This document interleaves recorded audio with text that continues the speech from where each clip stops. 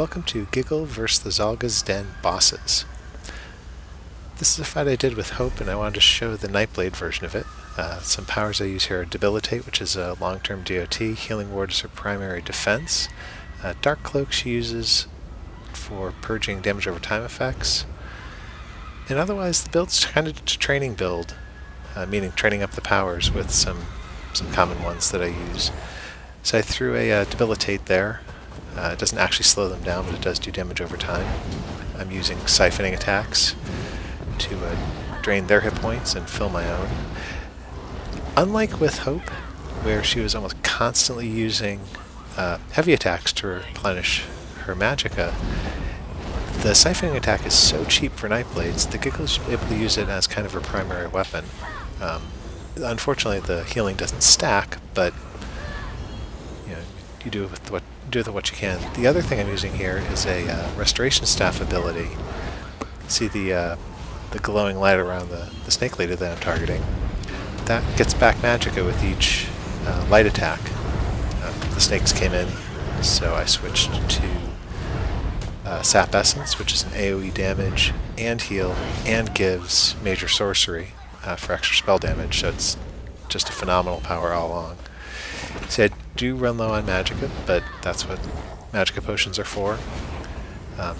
And what I'm doing, and it's not easy to see, is each of those siphoning attacks, I'm doing a light attack before it, so I'm light attack weaving as best I can.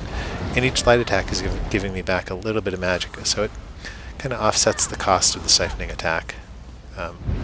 Again, Healing Ward is kind of the key to this. Lets me shrug off the damage I'm taking and restore hit points. The other key is obviously kiting around so that I'm not getting swarmed by the snakes, and so that for the most part they're not able to use very many attacks against me. When the little snakes show up, again I switch to Sap Essence.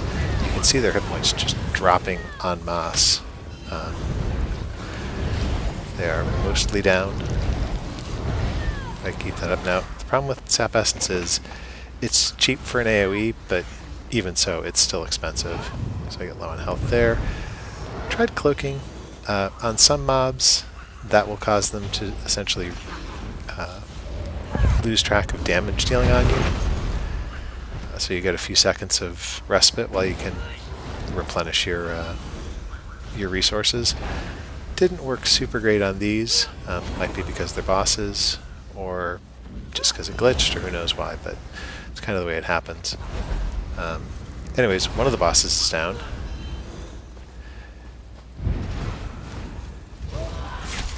The Lotus Fan attack there that you saw, that leap up and jump at them, that's primarily a gap closer, but it does have a damage over time effect. So my thinking there was get both the Debilitate and the Lotus Fan damage over time on the boss.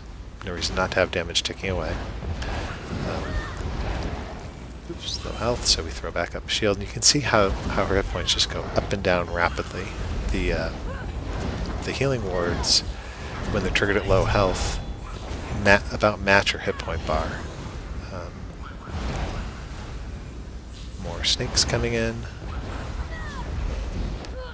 Low hit points. Bar comes up. Switching once again to Sap Essence. And with that many targets, you get a lot of hit points with healing on them. Dropped an Ice Comet on them, which is just a perfect ultimate for this fight. We've got the second Handmaiden down to about 40,000 hit points now. And so she goes down pretty quick. Just a few more, and down she goes. So now I'm down to just Zalgaz herself. And she's already below half from the various things I've been throwing at her. Again, Teleport Strike for another damage over time. Making sure to keep Healing Ward up. More snakes coming in. No magicka, so I can't really use Sap Essence that much. And the answer there is just kite around. Just try to buy time for your resources to recover. On the other hand, although it costs magicka, make sure to keep the Healing Ward up, otherwise you don't regenerate anything as a corpse. ultimates available. I'm able to use some sap essences to knock their hit points down. Onward, and now we're past the little snakes. Throw the ultimate on Zalgaz. Probably could have used that one earlier. Teleport in. And down she goes from the damage over time. Interestingly, I didn't get the credit for the boss clear here, and I'm wondering if that's because damage over time took her out. I'm not sure. I did go back later and get it. But basically, that's all it took for Nightblade to take down Zalgaz.